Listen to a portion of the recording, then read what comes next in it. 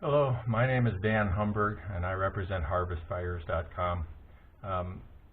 This video is an instructional video to help you with part of the installation of a kit, a Firestop Kit to go on a combine harvester to prevent fires in volatile crops such as sunflowers. This particular video deals with how to prepare the tin set that encloses the exhaust system components on a CaseIH model 7250 combine. This is the tin I'm working with is a kind of a prototype set. It's the first time I've used it, so we're going to show you how to bend the flanges and stuff on the puzzle pieces to fit together to enclose the exhaust system. If you're going to install a kit, I'll ship you flat parts, and so you'll need to be able to do this. Repeat what I'm doing here. Let's look at. Well, before we start on that, I always make a cautionary statement that although the Firestop Kit does a real good job of preventing the chronic fires in these volatile crops like flowers, it cannot guarantee that you will never ever have a smolder on your combine. I say that it does what it's supposed to do, and it prevents the ignition of dust at the exhaust system, but it cannot prevent the ignition of dust at a hot bearing, or from a alternator that throws sparks, or from a friction point where you get enough friction to cause enough heat to cause something to ignite, or electrical short, or anything like that. You still need to be cautious, but I think you'll find that the kit greatly reduces the chronic problems that you have. I want to talk a bit before we look at the actual pieces of this kit about how the kit is put together and what you're going to need to be able to do, and some tool issues and things like that.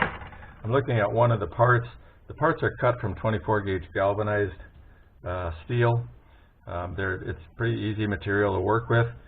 Every place where we want the parts to bend has got a perforated set of lines, so it's about 50% perforated, so it will want to bend on those perforated lines. And so many of the bends you can do simply by hand. If the bend is too long to do it by hand, I have several tools that I use. This is a sheet metal bending tool that I bought at Harbor Freight for, I don't know, $12 or something like that. This is a sheet metal tool from Vice Grip. I bought this one probably at Runnings. I have a little flat jawed or parallel jawed pliers that's good for flattening spots if I bend something wrong or bending a little tab.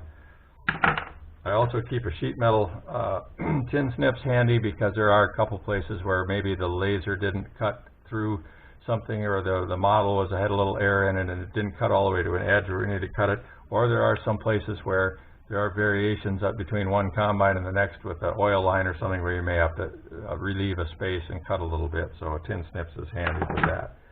I have two other tools that I use for bending. One of them is a sheet metal bending tool. This one will bend a 1-inch flange. The pieces fit into this slot in the tool, and then the tool helps you grip that to bend that flange over. It has a slot on the other side that'll bend smaller pieces, like the flanges right here, about 3/8 thick or 3/8 deep. I think I bought this on Amazon for about $16 or something like that. But I also buy a piece of this at Harbor Freight, or a smaller one at Harbor Freight, and I usually cut it up and send you a piece of it about 5 or 6 inches long. And so you can use that on the smaller bends on your kit. For the longest bends, I sometimes use a tool that I made because I do this more often. It's just a piece of angle iron. This is 1-inch flange, 1/8 thick angle iron. It's really scrap. And then I have a piece of 3/16 by 1.5-inch strap that was also I had on hand. Drill a hole through each end to match, and put a bolt loosely through the ends to keep it together.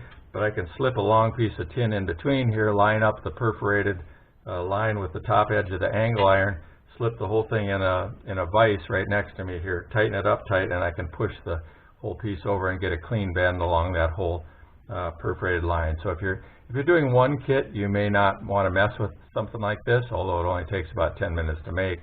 But if you're going to do 2 or more kits, then you may think, well, maybe I'll just make up one of these and use it for bending those longer flanges. There's probably only 1 or 2 flanges in the kit where you'd really benefit from using that, but it gives you a clean bend. You can do it with smaller tools too. It's just with a long bend, you end up with some kind of crimps in the thing, and you end up trying to flatten those out, and it just makes a neater bend to do this. So let's get started with the parts now that we've talked about tools. This kit, because it's a prototype set, the parts are marked with a Sharpie in terms of their number. This says C75, that's my code for 7250, C75001, that's the part number 1. And this particular first one was, there was a mistake in the computer model, and the laser saw a line from here to here, and so it just zipped it in two, followed that line, and cut it into two. So I had a two-piece part that was supposed to be one piece. So I've riveted on a patch here with a perforated line in it so that we can make this one work, because I don't have time to wait for the guys to cut a new piece for me. It takes, they're booked out too far. So this is piece number 1, and let's look and see how that one bends. Looking at the part, don't pay attention to the part number here. This is going to be with a Sharpie. Your parts, when you get them, may very well have the part number cut through one of the flanges. I'll have the laser, I'll put it on the actual part, and the laser will cut the part number right through a flange. It won't bother the performance of the kit, but it gives us a permanent part number with it. So looking at this one, I've got a straight edge here, a little short one here, and an angle here, kind of wraps around like that. Looking at it in this configuration, I'm going to bend right through my patch, about 45 degrees. And then the rest of these flanges all the way around are going to bend away from the face that we're looking at. It's pretty easy to get this wrong and bend everything backwards, and you'll find then when you assemble it, that doesn't fit right.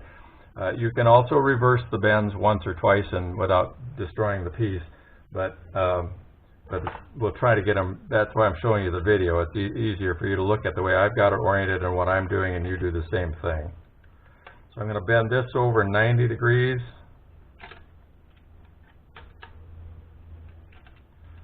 This one down 90 degrees, or very close to 90 degrees.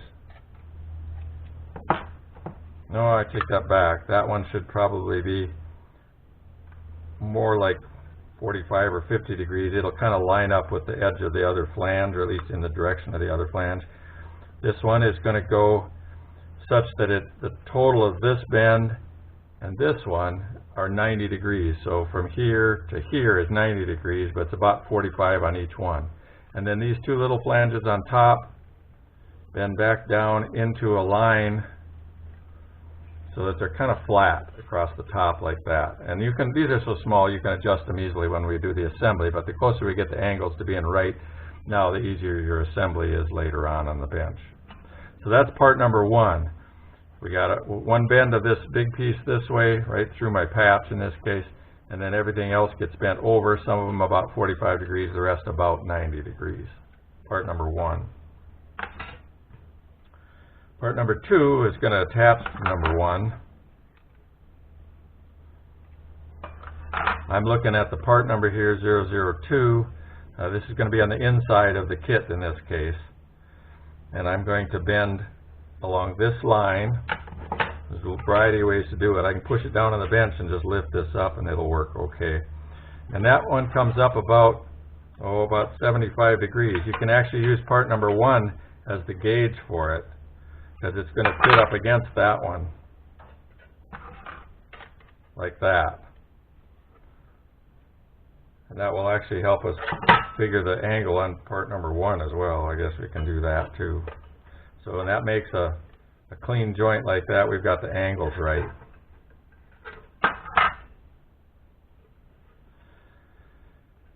So this taper, or this angle part right here, we bent up compared to this big piece. Now I'm going to bend this a little bit so that it matches part number 1 there. And then this flange bends over. It's probably just a little bit, about 90 degrees or just a little bit more.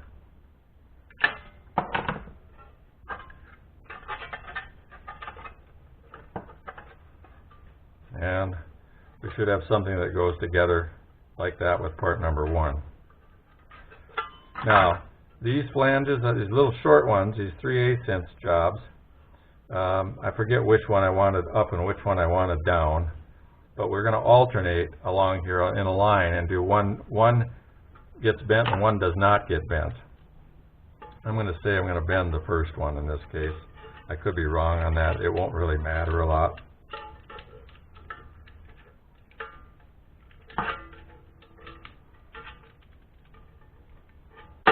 Come on.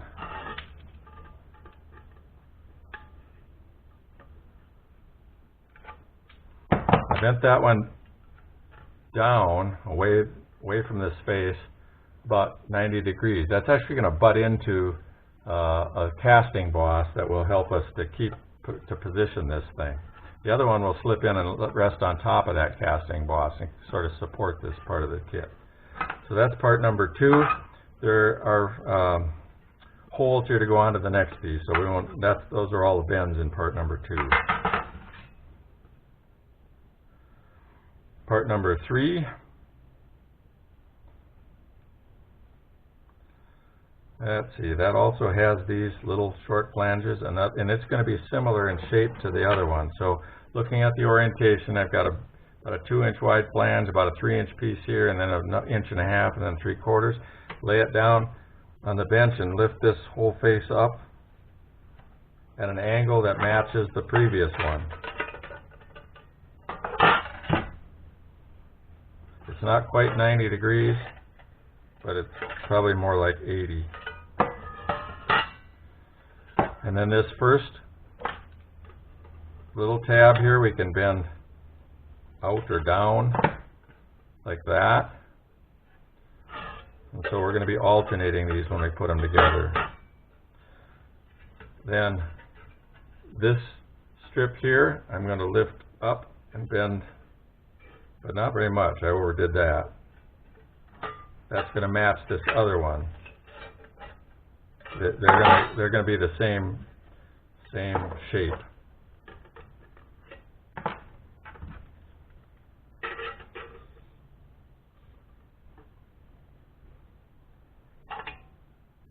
And then that one I bent over just a little more than 90 degrees so that it comes over the top. These flanges along here, there's 3 of them. You don't really need to bend them probably at all. If you do anything, you lift them out away just a hair, because they are going to slip. We're going to slip the tabs of the next piece underneath them, and so they just overlap, and then we're going to screw them together when we do the assembly.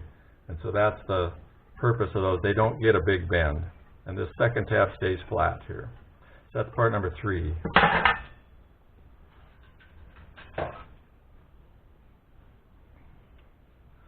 This is part number 4.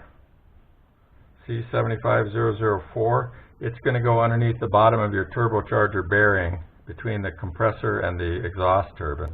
And I'm going to look at it in this configuration, right? Like we're looking at it here with this tab isn't perforated, these are perforated around here, and I've got this little cutout here. And looking at those, I'm going to bend all of these tabs all around down away from the face I'm looking at. So orient it, see that you get it oriented the same way that I have it here, and then each of these tabs gets a 90-degree bend downward. Most of them you could probably do by hand. They're probably a little easier to do with a tool like this.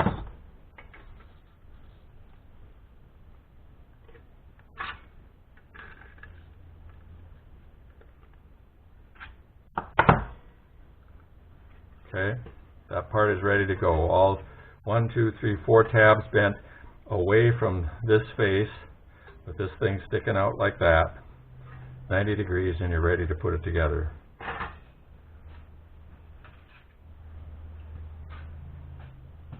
Part number 5 is going to attach eventually to part 4.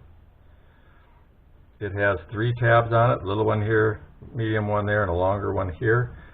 Look at the orientation. All 3 tabs are going to bend away from the face we're looking at. 90 degrees.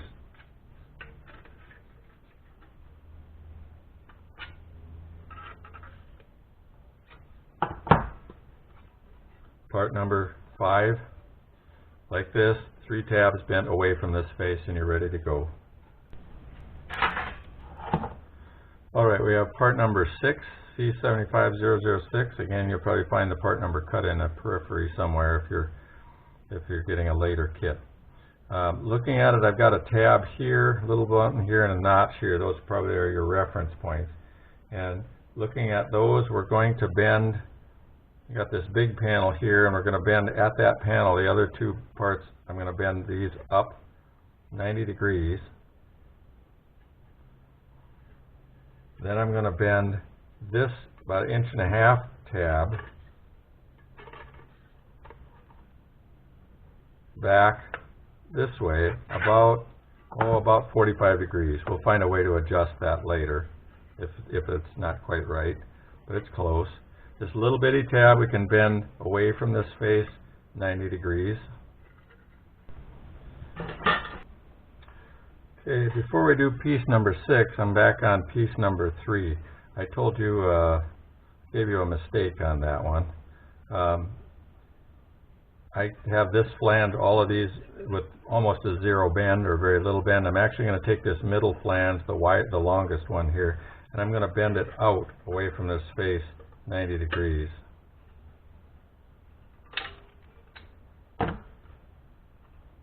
There. Found that when I tried to match it up with the piece it's got to mate with, that I had that wrong. So we bend that out 90 degrees, and we'll find it fits better later on. Then we come to part number 6, and we had you bending that one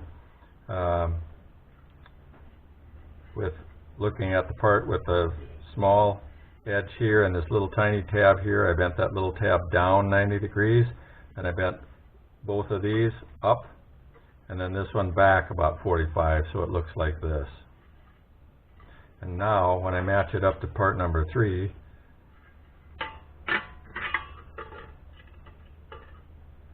well, eventually I'll figure out how to do that. The screw holes line up and these two will mate together.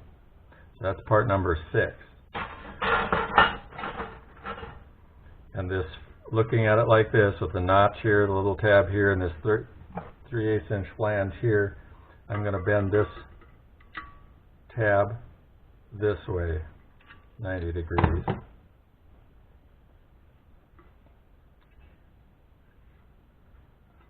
And that part's ready to go. This one we leave alone. Okay, part number 6.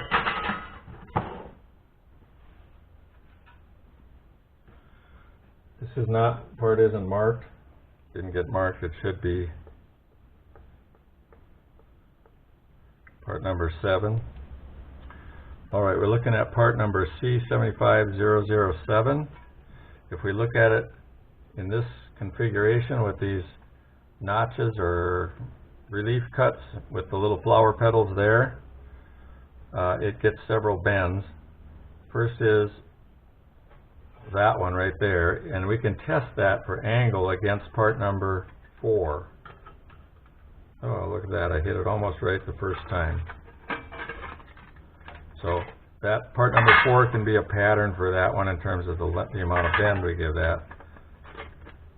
So that matches up, and this hole will match up, and then the screw holes match up as well.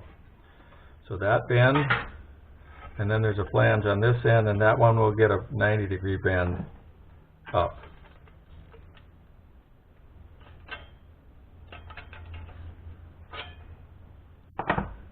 Okay. We won't do anything with these for now. Those flower petals will bend later to parallel the oil lines that go through there so that we don't cut them and give a little bit more room around the oil lines, adjustable room. Okay. Part number 7. Part number 8 has, it's really got flanges around the edge and around the centerpiece. And I'm going to look at it in this configuration. I'm going to bend this flange away from the face I'm looking at 90 degrees. This one away 90 degrees. This little one on the end away 90 degrees. And this one that has the part number on it, yours may not, but has these 3 holes and is about 1.5 inches wide. I'm going to bend that one up instead of away.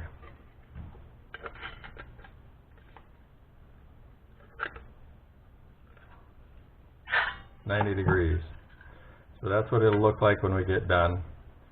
Is this one flat that way, the other's bent away from this face. Okay, take a look at it. That's part number 8.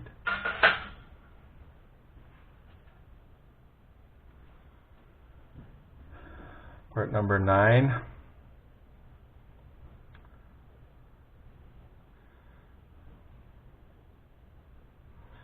I've got several bends here. We got this panel that's about 3 inches wide, and we're looking at this notch on this end and this notch here, so orient it that way. And at this bend, we're going to bend that down 90 degrees.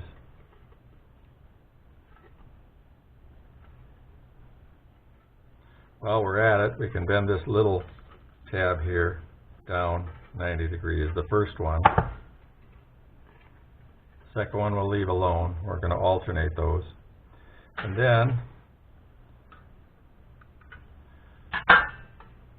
looking at this face now, which has 2 more perforations, the first one's going to bend out, but not 90 degrees. It's going to actually line up so that this edge of previous part, number 8, will match up to that. All right, we're back. We're on the right track here. This first chunk gets bent down, and then this gets bent back out, and that angle will kind of match up with this one so that we get this piece flat with that one, although that's not obvious at this point.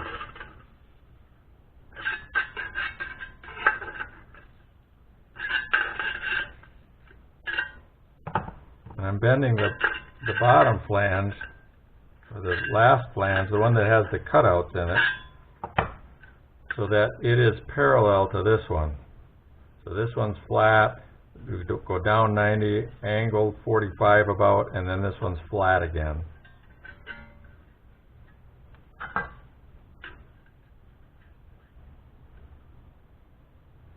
Okay, I believe we've got that correct. So let's look at it again. Got this first little 3/8 inch tab bent down from this face, and the rest of it bent down 90, and then back bend 45, and back bend another 45, so that we have this parallel to this. And this one you leave alone. Part number 9.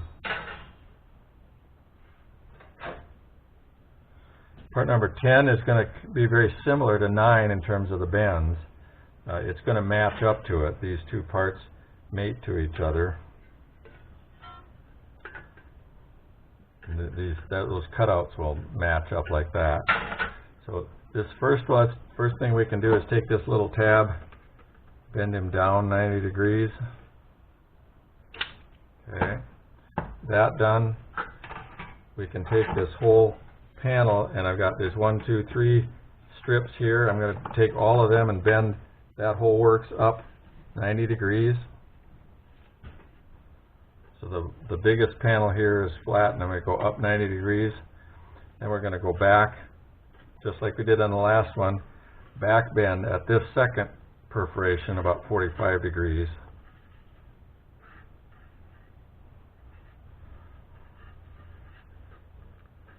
And then the third one, I bend again this way so that it parallels. Oh, maybe I did that wrong. Yeah, I've done this wrong. So I had this first one bent down, and then I bent the next one up, and I should have bent it down, so I'm reversing that.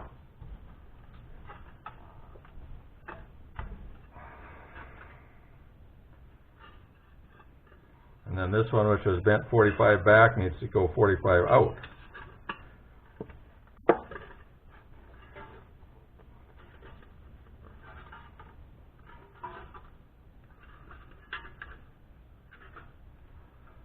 Fortunately, the material is fairly forgiving that way, so you can get away with a mistake once or twice on it.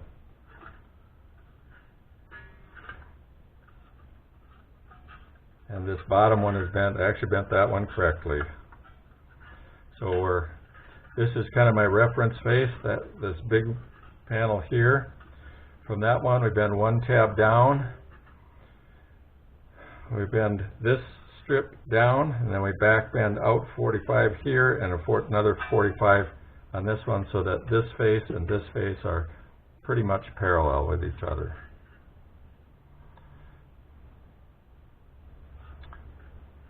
And I think I'll leave that last little tab flat the way it is there. Okay, so that's part number 10. Part number 11 has two long strip tabs here on this outer edge, and they get bent up. The first one gets bent on this one here off the end of this business. This one gets bent up 90 degrees.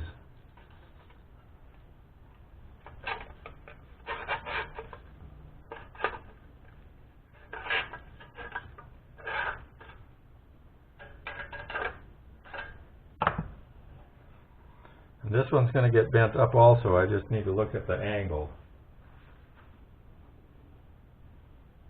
That one's going to come up, but it does not come up 90 degrees. It's more like, 75 degrees. Kind of like that. And it'll match up against something later on, so we'll find out whether we got that right or not, and we can adjust it then if we need to. So only two bends in number 11, these two flanges. Looking at it like this one bends up 90 and this one bends up about 75 degrees. Okay, part number 12, a big part. It's got lots of flanges. They're pretty easy because I think looking at this face, I'm looking at this semicircular cutout. We're looking at part number 12. It has this arc cut out here and this business poking off to the right. It's got lots of flanges around the edges. They're actually pretty easy because all of them, I believe, this one, this one, this one, this one, this one, this one, this one, all get bent down away from this face 90 degrees. Just make sure you have it oriented like this, and then you bend them down rather than like this and down, or you'll end up backing up. So we'll just go around and bend them down 90.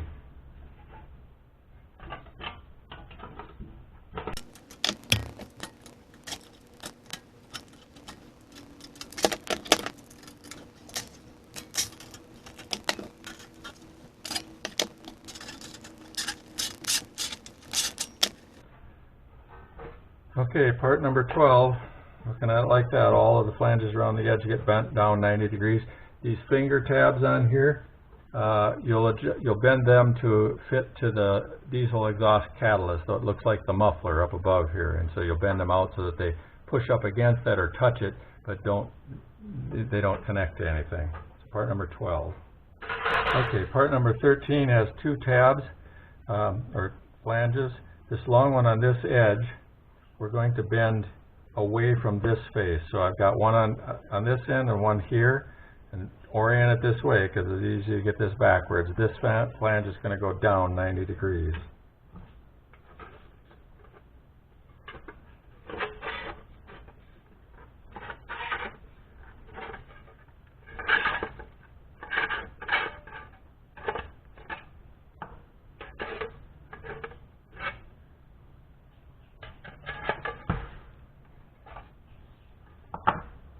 Now this one, the one along the other edge, is going to come, instead of bending it down, we're going to bend it up, but only part way. And that's one that'll adjust. That one will push up against that diesel exhaust catalyst again along the side of that can, and we'll adjust that when we do the assembly on the combine. So two bends, this long one with this tapered little edge here down, and the other one up, but maybe 45 degrees, something like that. Part 13.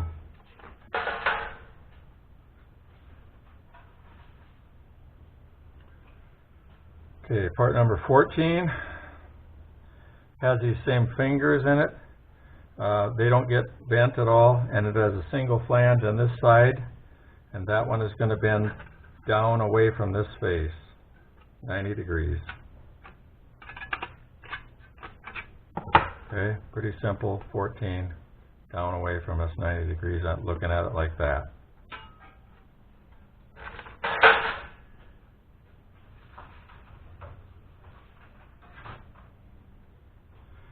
Okay, part number 15 has flanges around most of the edges. Looking at the one with the notch in it here, I'm going to bend these flanges out 90.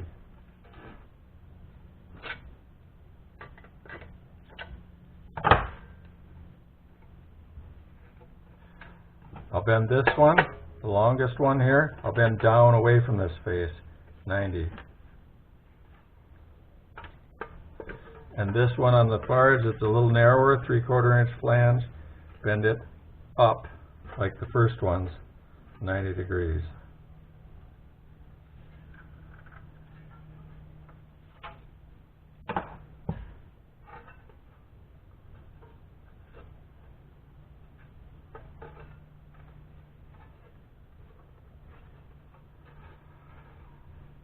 I think that's right.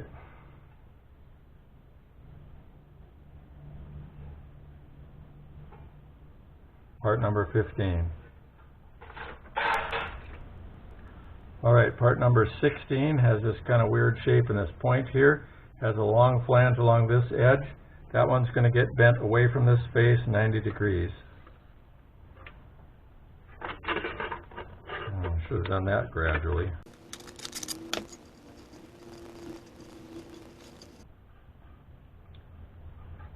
And then it has this little angled pointed tab here. That one you can bend over, I believe, 90 degrees. It'd be easy to adjust if that's not right, but I think it's 90 degrees. Those are the only bends on part number 16. One long 3/4 inch flange down away, bend it in a couple steps. I kind of did that too fast and kind of crinkled it a little bit here. I don't like that. There, it's better. 16. Okay, 17 is the top panel for the whole kit, or the whole enclosure. This is the one where the angle iron tool probably comes in handy because it's got 3 very long perforation lines in it. This, looking at it like this, the one in the back, or this one to me that's the back, it's about 1 3/4 inch flange on the back, is going to bend up from this face 90 degrees. The next one is also going to bend up, but only a little bit. And so I'm going to do this one, the interior one, first because it's easier to reach then. Then we'll back off and do the second one, and then this third one we shouldn't have too much trouble doing. I may do these off camera with my angle iron tool, and I'll come back to you with them bent to show them to you. Alright, I've done the long bends on this one. This back edge, which is going to go up against the head on the milled head above the exhaust manifold, and it'll bolt onto that then. That comes up 90 degrees to this face along here, 90 degree bend up. Then this panel bends up, but it's a very shallow bend. It's only about, I think it's 10 or 11 degrees is what it really is in the model. So it's just a little bit of a bend. Again, it'll pull into place later when you put screws through it, but you can give it just a little bit of a bend. I don't know if you can see the angle I've got on it here at all by looking down there, but it just bends up a little bit. And then the third one here bends down that same amount so that this plane, where my hand is parallel to this plane back here. So we have a 90 degree bend, and essentially we come out 90 and then we just angle up a little and then go flat again. So those are the long bends in there, and then we got 2 little flanges here, and those you can bend up 90 degrees.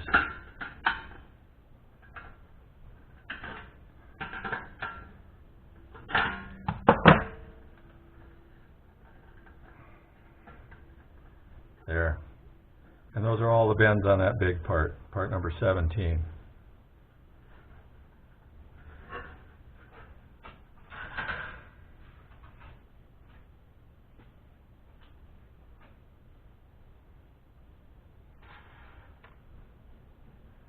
Okay, part number 18. I think this thing is symmetrical, so I'm not sure if it matters which side we're on. I think that it will work either way.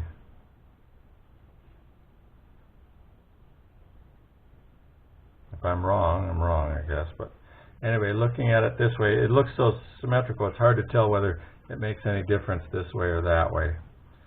I'm going to say for now probably no, but I could be wrong. And I don't have a way of identifying it right now. I'd have to look very closely in the computer model. This wider flange, it's about 1 1/4 inches maybe, is going to get a bend. It's the one with the holes in it down here. And I'm going to bend it up but not quite 90 degrees. It's probably about like that. It might be 75 degrees, maybe 80 degrees. And then this one that doesn't have any holes in it, we can bend back towards this, back up a little bit, maybe like that, 45 degrees. This is going to be, we'll adjust it on the combine to press up against the side of the diesel exhaust catalyst, that silver can that looks like a muffler. So that's part 18. If we got it wrong, we could reverse those bends, but I think the holes will line up probably either way. Okay, so part 18. All right, I'm looking at the face of part 19, and I look at the orientation we have here. I have a kind of a big notch here, a small notch here, and a little angle on this tab on this side, this flange on this side. First thing we're going to do is going to bend right here.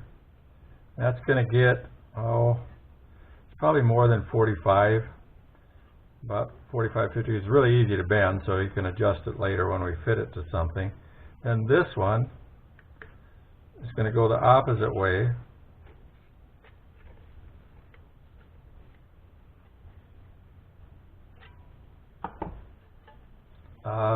Kind of a similar angle, not 90 degrees, just bend over a little bit. And this one is going to bend around, and it's again not 90 degrees. And this one bends down, but not 90 degrees either, probably closer, but not quite 90 degrees. Now, when we do an assembly on the bench here, we'll find out how close we got to those angles, but we can adjust them once we get there. That's part 19. There's 3 flanges and a center bend to make.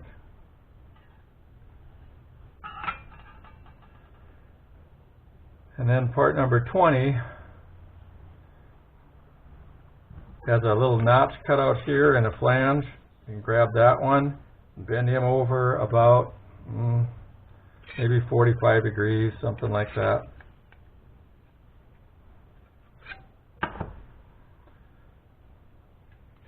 This one on this side, opposite this one over here on the other side of the triangle, gets bent down.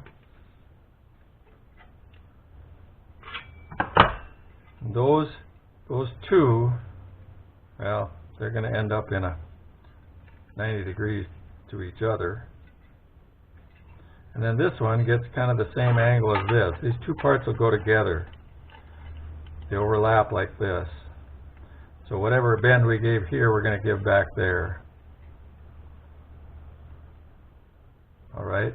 And then this little tab here, we can bend that over. He'll be in the same plane as this one eventually. So those two go together like that. And we'll figure out when we do the assembly on the bench here how close we got to having those angles right. All right, those are, well, there's one more part, 21. 21 is a little connector tab that if we can make it, if you can reach in there and get it done, we screw it to the bottom of the manifold cover on the left side through these 3 screw holes. It has a 90-degree bend like this, and then it has a slot, and there's a bolt on the block that may hold something right now. It may hold a little bracket or something like that that has to do with coolant or something like that.